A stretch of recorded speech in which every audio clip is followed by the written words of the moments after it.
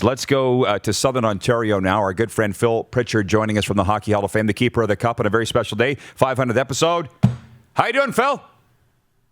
Rod, I'm doing great, and congratulations on the 500th episode. That's great. Thank you, buddy. It's been a lot of fun. I appreciate you helping us out so much along the way. I understand that you have Stanley with you, and I'm just wondering if you have your plane tickets booked for Vegas to hand it out to the Golden Knights, or what's happening there with you and Stanley?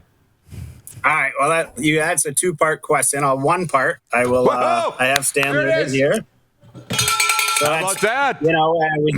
Hasn't really traveled a lot in Ontario. We've been in quarantine, so the cup has kind of stayed in my house, actually, because I traveled back from the States and had to come home.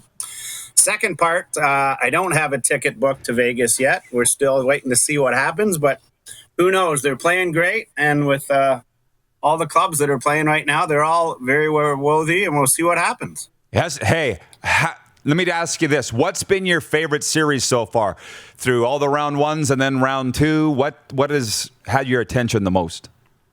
Well, you know what? I mean, Rod, obviously we're Canadians, and we focused a lot on the Scotia division and watched the Canadian teams play all year, and it was great. But now you begin to watch these American teams play, and wow, they're big, they're fast, they're precise. I've loved watching the Colorado-Vegas series. It's so even right now. And I love the Tampa, Florida in the first round, a battle of the state of Florida. And Tampa has come out on top, and now trying in Carolina. I think we've got some great hockey, but you know what? We're not even halfway done the playoffs yet, so there's lots more to come. Isn't that something? Well, they always say round one's the best, and it probably is, but I'm with you on the Colorado-Vegas thing. Clearly, I'm a Golden Knights fan. I thought they'd be defensive, mucky games because that's what they were between the two in the regular season. Phil, they have opened it up, man. They've taken the governors off. That is some wild hockey going on down there. It is, and you know what? I mean, not enough attention has been given to Grubauer or Fleury, I think. I mean, those guys have been playing their hearts out. And goalies are always a huge part of playoffs. You look in the North Division, Price and Hellebuck are playing unbelievable as well. And every team left, they got great goaltending right now. But as you said, you gotta really pour on the offense of that, and that's what Colorado and Vegas are doing. It's every game, it's a different day, and there's tons going on in each end of the ice. I will get to the viewer comments in a moment. There's some very interesting ones here. Arlen Bruce. Yeah, well, they're all... Well, listen, why not? Arlen Bruce, CFL great, bound for the Canadian Football Hall of Fame, I think he writes in. He says, you can feel the energy just looking at the Stanley Cup. It's the most iconic trophy, Phil. You and I have touched about that. The Hockey Club podcast watching in Tallahassee, Florida. I drove in a car to Pittsburgh Airport from Wheeling, riding in the back seat, using the cup as an armrest. Amazing memory, says the Hockey Club. But speaking of Vegas, Phil, were you there with Ovi? And if so, what can you tell about the Ovechkin run with the Stanley Cup? You know what? That was unbelievable. First of all, for Vegas to getting all the way to the Stanley Cup final in their inaugural year, and unbelievable team the Knights had that they put together. They ran into a hot Washington team, and it gets won in Vegas. And we all saw the emotion that Alex had on the ice, and it was unbelievable. And it carried on into the dressing room and then to the hotel party. And I think it might have been 11:30. The hotel party had the family and friends and that, and Alex wanted to take it to a local club over by MGM. So we all got in the bus, all the players, myself, Craig Campbell, the other Hall of Fame rep, and we went down Vegas Boulevard, about halfway down the strip. As anyone knows that's been to Vegas, you can never move on that road.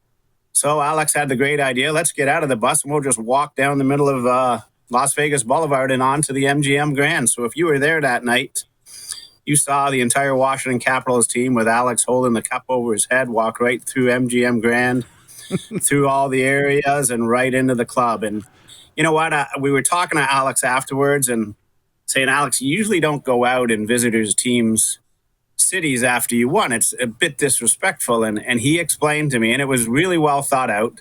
He said, Vegas is a town for everybody. There's people from all over the world. And I know there was people from Washington there that night, and there was people from my hometown in Russia. So Vegas is a city for everybody. So made a lot of sense. We had a lot of fun. And hey, early the next morning, we were on a plane back to Washington, and the festivities began there as well.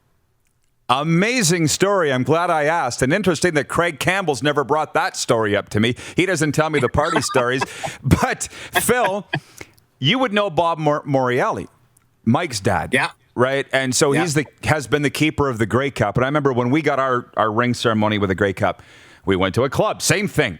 And Bob was watching the Grey Cup like you would watch your kid in a swimming pool. Did I ever tell you that? Like, is it exhausting in a way? Not taking your eyes off it? You know what? I don't know if exhaustion's the right word. I think emotional is the right word, because you get taken in with all the emotions that are going on, all the excitement, not only from the players and the team, but the fans and their family and that. And it's I'd be lying if I said I didn't enjoy every moment of going out with a cup, because it's amazing. The things that it's so powerful. And as you said, it's the best trophy in sport. It's 3 feet high. 36 pounds, but if it could talk, well, let's face it, you wouldn't be talking to me on the 500th episode. You'd be talking to the cup. Yeah, right. Well, we'll take you, Phil. And you said also he's the best roommate, right? What'd you say? He never talks back? Doesn't hog the shower? Yeah. What is it? Yeah, you know what? My wife's not listening here, but it's the only place I ever get an argument, and I win the argument, so it's good. There you go. How about that? There you go. John is watching in Winnipeg. John Omi says, Phil, what's the most unusual thing or unique name engraved on the cup? Unique name. Wow. That's a good one. I actually, you know what? We started looking through guys' names way back, and in the 30s, Stafford Smythe, who ultimately became a big part of the Maple Leafs, was the mascot back in 1932. He was 7 years old at the time, and he got his name on the cup. You imagine being 7 years old, going to grade 2, and you tell the teacher that your name is engraved on the Stanley Cup. I think that's pretty neat for Stafford. Obviously, he went on to bigger and better things, but to me, that's a story that doesn't get told a lot. Yeah, I did not know that. And actually, I know with the Grey Cup, there's some interesting names on there, but that's just zany CFL history, right? It's like the same owner's kid or trainer's brother or whatever. But what about the deal with the rings, man? Like, obviously, where are you at with that? Like, with the lengthening the cup? I never quite got the full story on that. Let's see if we can see this. So I'm going to do some altering here, but yeah. Can you see that okay? How's that looking there? That's perfect. That's good. So we have 5 rings on here, and the bottom ring has 3 teams on it so far, Tampa being the most recent. So it's got 10 teams to go, because every ring has 13 rings on, or 13 teams on it. And once that gets full, this ring here, we will remove, and that'll go into the Hockey Hall of Fame. Then we'll slide the others up, so all the rings will come up one. We'll add a new ring to the bottom. So the cup's going to evolve. It's going to change, but it's going to remain the same. And as Brian Trottier, a good old Saskatchewan boy, once said, it's the perfect height to hold over your head. And, you know, I think when you've won the cup 7 times, you got to listen to people like that. And what Brian said, it was very simple, but it made a lot of sense. And that's what we try and go by. We keep it this same look and style, but it evolves. 6 Stanley Cups for Brian, the pride of Val Marie, Saskatchewan. Absolutely love that guy. I've asked one as assistant coach too. Yeah, that's right. Well, with Pittsburgh. Yeah, with Pittsburgh. Yeah, with Colorado. With Colorado. Yeah, and playing with Pittsburgh. Sorry. From a Penguins fan, Rachel, our intern, says, and I've asked you this before, Phil, but she hasn't seen it. She says, "What's your favorite day with Stanley that you've ever been part of, like an individual player's day?" And if you recall, you told me that it was in Germany, I believe, but you go ahead with Grubauer. Yeah. Yeah, I mean, Rachel, a great question. I'm going to break it down into 2 things. Each year when Craig and I walk out on the red carpet, to me, that's a really special day because it's a new chapter in the life of the Stanley Cup.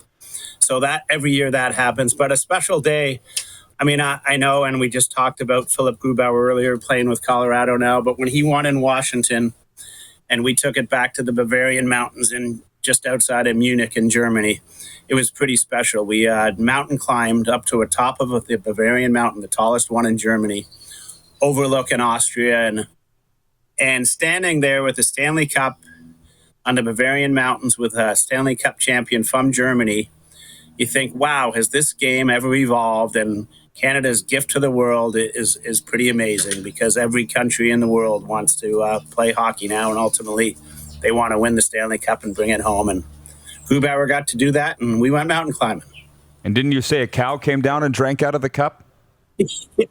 Yeah, a cow. It was funny. On our way back, this herd of cows came over, and I don't know if it was the silver from the cup, Rod, that attracted the cow, but they came over, and one cow stuck his head right in there and started licking. I guess it must like Bavarian beer too.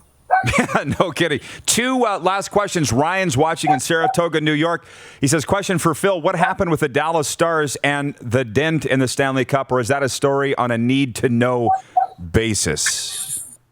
You know what? I mean, when you think when Dallas won, that was 22 years ago now. So, boy, has time ever flown. That summer was pretty unbelievable. Those guys, probably one of the craziest times there was. It was well before social media. Sorry, my dog's barking here. It's chasing after something. You're good.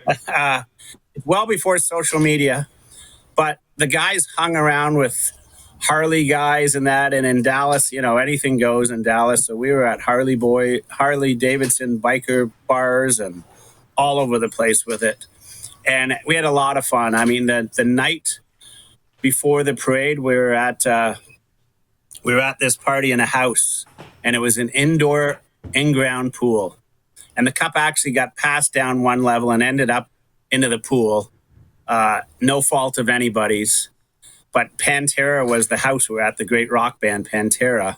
And they were huge hockey fans as well. But as I mentioned, when you're in Dallas, anything seems to happen. And it certainly did that summer. Yeah, sounds like Ludwig was in charge of your itinerary there. Am I right? Wow. Craig was the ringleader then, and he still is now. If you go to Dallas and you don't phone him, he'll be pretty upset. Lastly, Phil, you waiting to hand out the Stanley Cup is a lot better this year than last, because we talked to you in your hotel room. Was it horrible? Was it horrible in the bubble? Because I'm hearing from more and more guys, it's not a holiday. Well, yeah, no, it wasn't a holiday at all, and I'd probably never be on my top 10 vacation list to hang out in an Edmonton hotel. But you got to give credit to where it's due, and the NHL did an unbelievable job. And I mean, for the Lightning and Dallas Stars to be 65 days in the bubble and make it work, it was amazing. But as we sat in that hotel that day when we were speaking, I mean, the same process happened. Obviously, there was new rules and regulations, and we had to wear a mask and that. I think the most unique part of that is when we walked out on the ice and all you could hear was the sounds of the blades on the ice rocking back and forth. There was no sound at all. The guys were so excited but so nervous, and obviously there was no fans, so you could hear all the players just rocking back and the sound of the blades digging into the ice. It was really special. And then obviously once Commissioner Bettman started, they started talking and everything, but that whole walkout was very surreal. But I'm glad they pulled it off, and this year is going to be a bit different. I don't know how it's going to work totally yet, because we're still working out the rules and regulations, but we're getting there. There's light at the end of the tunnel, Rod, and I think we know how long the tunnel is now, so it's all good. No kidding. It's very, very, very special. It was cool watching you guys walk out, but it looks like that'll be an experience you won't have to endure again. Phil, the stories are always awesome, my man. Thank you so much. Enjoy the rest of the playoffs, and I look forward to when we do it again soon. Perfect. And once again, congratulations on the 500. Maybe we can do the 1,000 or the 5,000. Who knows? That would be great. Absolutely. From your place. All right. Thanks, Phil. Yes. Take care, guys. Phil Thank Pritchard you. from the Hockey Hall of Fame, the keeper of the cup, joining us with some Stanley Cup stories. You're watching Rod Pedersen On Demand. For more of the Rod Pedersen Show, visit rodpedersen.com or follow Rod Pedersen on social media.